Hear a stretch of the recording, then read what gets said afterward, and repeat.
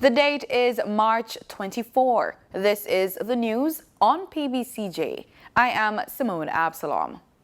The government is seeking help in securing facilities to accommodate people recovering from the novel coronavirus disease COVID-19 in order to free up space in isolation wards at hospitals for patients in need of specialist care. Health and Wellness Minister Dr. Christopher Tufton made the appeal at a news conference on Monday at Jamaica House. Until that time, you can't release them in the general population because they're classified as shedding. That's a terminology, meaning the virus is still active and can be spread. But in the meantime, we're holding them in an isolation ward in a hospital, which takes up space that others who are more critical could be placed in. So in a sense, what we're looking for is a transition house, if you will, halfway house, if you want to term it that, that would allow them to be isolated, to give them appropriate care while they recover. And the science is suggesting that this could take up to 30 days or less. And to have someone in a high intensity or intensive care unit for that period of time, we would just simply run out.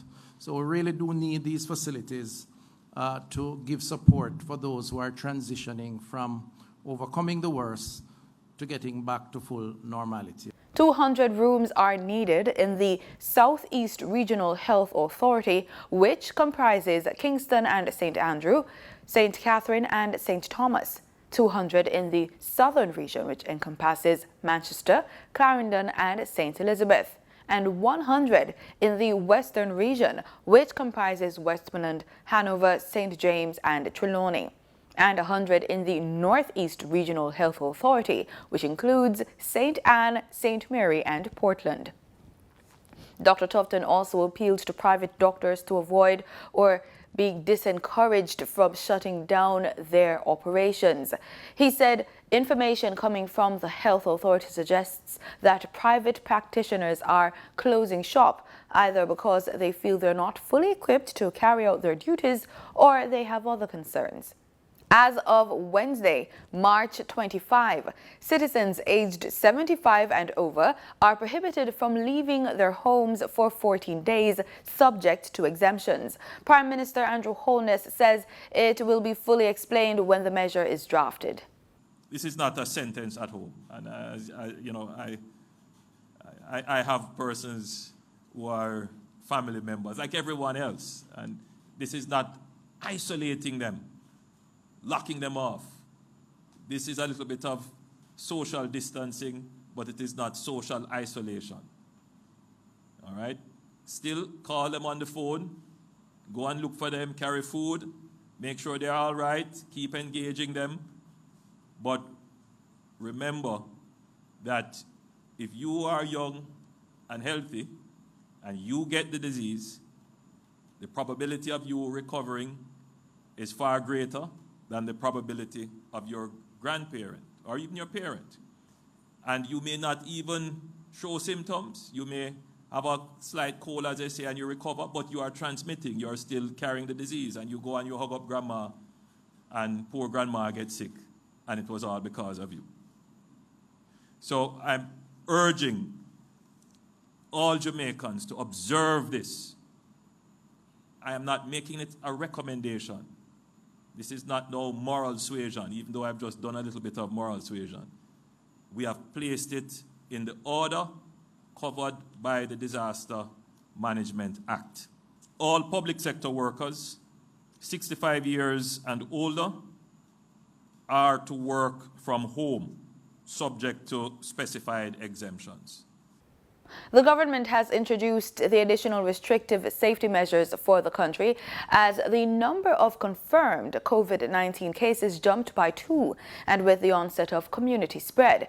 We were also informed that every person who enters Jamaica as of March 18 must self-quarantine for a further 14 days after the initial 7 days expires.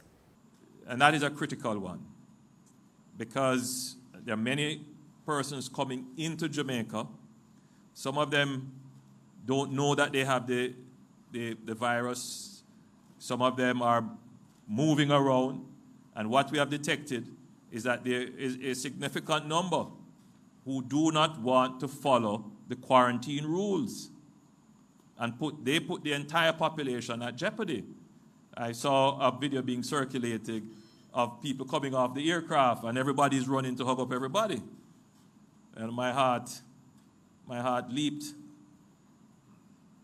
at that because that's worrisome. Also, as of March 25, under law, gatherings in public places must not exceed 10 people. This is down from the 20 stipulated in the previous order issued by the Prime Minister under the Disaster Risk Management Act of 2015. Jamaica now has 21 cases of COVID-19 and more test results are expected this week. Speaking at a Jamaica House press conference, Minister of Health and Wellness Dr. Christopher Tufton said one is a 61-year-old man from Manchester who has a recent history of traveling through Florida, Tanzania, Dubai and Egypt before landing in Jamaica. The other additional case is a 71-year-old man in Westmoreland. Dr. Tufton also confirmed that of the 21 cases of COVID-19 in Jamaica, 13 are males and 8 are females. The latest numbers are 21 confirmed cases of COVID-19. This is moving up from 19 when we last announced publicly. Any doctors involved? No doctors, no healthcare workers at this point. 14 are imported cases. 6 are imported related, so persons who picked up the virus from persons who have come in that we have been able to trace, and 1 is still under investigation. The increase comes as a result of what I said, 2 positives. There's also a 51-year-old male with chronic illness from Westmoreland. He's a contact of 2 imported confirmed cases and was identified through contact tracing and admitted to a government quarantine facility. The gender of the current numbers are 13 males and 8 females. The average age, 48 years old, the youngest being a 24-year-old and the oldest a 79-year-old. The testing at the National Influenza Center continues. To date, we have had 21 positives, as said earlier. 19 tests have come back negative, and 4 tests are pending. And 51 persons are isolated in government facilities. The 14-day quarantine for Bulbi expires in another 2 days. 14-day period is going to be up in 2 days' time, and we'll speak more definitively about that. Remember now they were quarantined for 14 days, and the logical next step would be to discontinue the quarantine arrangements unless the clinical team find compelling reasons not to do so. But we'll comment on that later on.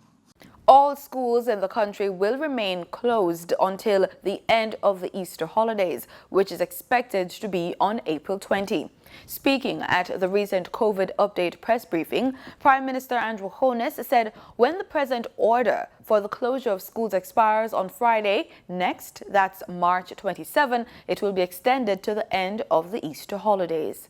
That current order will continue until Friday, and then it will extend to the end of the Easter period, right? So effectively, schools will remain closed till the end of Easter. I think that's the easiest way to say it, but legally, how it is written, we have to follow that. Because there is a current order, that order has not expired. So when that order expires, then a new order kicks in to the end of the Easter term. 30 health professionals, including surgeons, medical officers and critical care nurses, have been selected for fitting and testing of specialized masks for frontline personnel treating COVID-19 positive patients scheduled for surgery.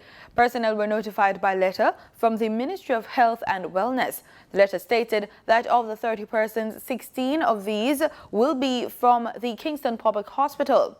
The 16 selected from KPH and Victoria Jubilee Hospital include 2 surgeons, each for general, orthopedic, and ear, nose, and throat, 1 intensive care unit medical officer, and 3 critical care nurses, 3 operating theatre nurses, and 2 technicians, and 1 public health nurse. Cabinet has approved the procurement of 40,000 tablet computers for students and 25,000 devices for teachers under the Tablets in Schools project, so says Chief Executive Officer for eLearning Jamaica, Keith Smith. A new phase of the project, which is to be renamed Technology in Infant and Primary Schools program, will start in the upcoming 2020-2021 fiscal year. Mr. Smith said that under the initiative, schools will be outfitted with charging carts, which will allow for the tablets to be stored and recharged overnight. He said the commitment was for the devices to be distributed to schools within the next 15 months. However, in light of COVID-19, they are trying to expedite the process to facilitate greater online learning. I also want to apologize for any misunderstanding in the way I incorrectly completed the form. After my long journey, I actually put the last country I arrived from as the opposed to all the countries I attended in the last 6 weeks. Dancehall artist Elephant Man, whose given name is O'Neil Bryan, has been charged with breaches of the Immigration Act, and he's scheduled to appear in court on April 15 to answer to charges. According to the police, a team from the Counter-Terrorism and Organized Crime Investigation Branch visited the entertainer's home and served a summons on the artist. Elephant Man and members of his team returned to the island sometime this month from a European tour. The artist is accused of falsifying information on immigration documents by not declaring all the countries he had visited while he was abroad. Now for today's COVID-19 tip. Reduce your risk of viral illnesses like the flu and coronavirus. Wash your hands frequently with soap and water. Cover your nose and mouth when coughing with a tissue and dispose of it. Avoid close contact with anyone with a cold or flu-like symptoms. If you become ill, please visit your doctor or the nearest health center and share your travel history. The flu and coronavirus can kill. Let's protect each other. A message from the Ministry of Health and Wellness.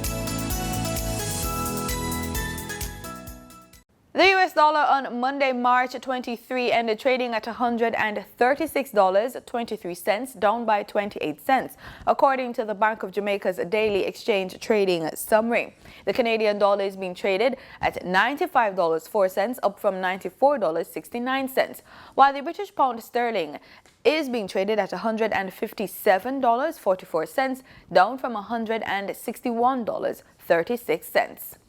In regional news, a bush lot village, West Coast Berbis butcher shop, was torched late Friday night in an attack that its owners believed was politically motivated.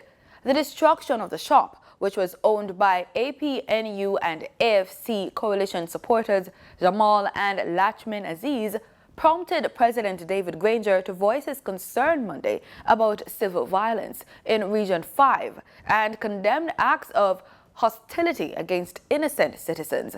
Felicia Valenzuela from InfoHub reports. I condemn these hateful acts of hostility aimed at terrorizing innocent citizens and instigating discord, His Excellency President David Granger stated after being made aware of the attack at Bushlot Village. The President called on law enforcement agencies to act swiftly to ensure the safety of citizens and to bring the offenders to justice. Quote, "The Ghana Police Force must ensure that law and order prevail in the interest of protection of citizens and the state." End of quote. On Friday last, a roadside butcher shop at Bushlot Village, West Coast, Berbice, went up in flames. Police suspect arson as the cause. These recent acts of violence on innocent civilians and their property follows another attack on March 5, 2020, where a bus transporting school children was attacked by supporters of the opposition party. The head of state called for good sense to prevail and urged residents to desist from communal violence and for the perpetrators to cease these criminal acts immediately. President Granger again expressed his compassion to the children and police officers who were injured on March 5th.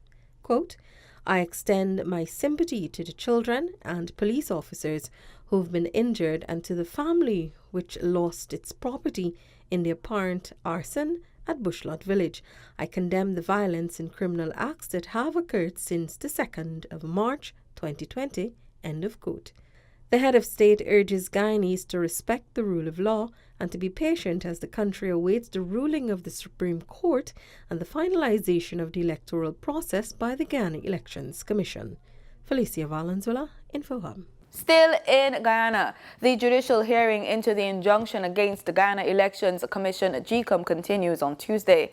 Alexis Rodney of InfoHub tells us more. Monday's matter was fixed for the court to consider applications by small parties and the opposition leader to join with that of private citizen Ulita Grace Moore. Those applications saw no objection. However, according to GCOM's attorney senior counsel Neil Boston, the opposition leader is now seeking to have all statements of poll for District 4 be admitted in court, a request Boston said cannot stand up in court. We object to that. We say the court doesn't have jurisdiction to deal with that issue. That is for election petition, and we're going to have argument on that. Moore's application, which was filed last week, requested that the court prevent the Elections Commission from carrying out a national recount of votes cast in the March 2 general and regional elections. This application is similar to that which Holodar filed. Jack Doe is asking for the second declaration to be declared null and void, and the elects and GCOM does not make a declaration based on that. Towards the continuation of the matters, counsels have been given until 10 a.m. on Wednesday, March 25th, to file affidavits in defense of the application by the opposition leader. Written submissions in both the GCOM injunction and the discovery application have to be filed by 4 p.m. on Thursday, March 26th. By Thursday, two parties will be informed about when the judge will deliver. For InfoHub, Alexis Rodney. As the fallout from the COVID-19 pandemic continues to be felt across the region, tourism markets are taking a hit. Barbados Minister of Tourism, Kerry Simmons, provided an update recently. There was a dramatic escalation in the level of cancellations which were being recorded both in the airline industry and across the accommodation sector. When I say the accommodation sector, I mean the traditional hotels, the shared accommodation such as Airbnb, Flip Key, HomeAway, etc., and of course the villa market. The second thing that happened was that consequent upon that dramatic decline in, or dramatic escalation in cancellations of bookings, we saw an equally dramatic decline in the loads which airlines servicing us commercially were carrying. And quite frankly, some of the figures which were being recorded began to show that it would be commercially unviable to sustain a number of routes. Almost at the same time as that happened, travel advisories were issued by some of our major host markets, source markets, indicating to their nationals that they ought not to travel anywhere in the world. So, for example, the United Kingdom Foreign and Commonwealth Office would have issued a travel advisory urging all British nationals to stay home. The European Union has issued a European Union-wide travel advisory. The Canadian government has done the same thing. And of course, you know, the United States of America has done the same thing. The minister assured Barbadians that though the industry may be down, it's not out, and says they are working collectively to ensure its survival. In sports, Japan has asked for a one-year postponement of Tokyo 2020 Games over the global coronavirus pandemic, and the International Olympic Committee has agreed, the country's prime minister said so on Tuesday. Prime Minister Shinzo Abe told reporters, referring to Thomas Bach, head of the IOC, quote, "I propose to postpone for about a year," and President Bach responded 100% agreement. And that's the news on PBCJ. Thank you so much for watching.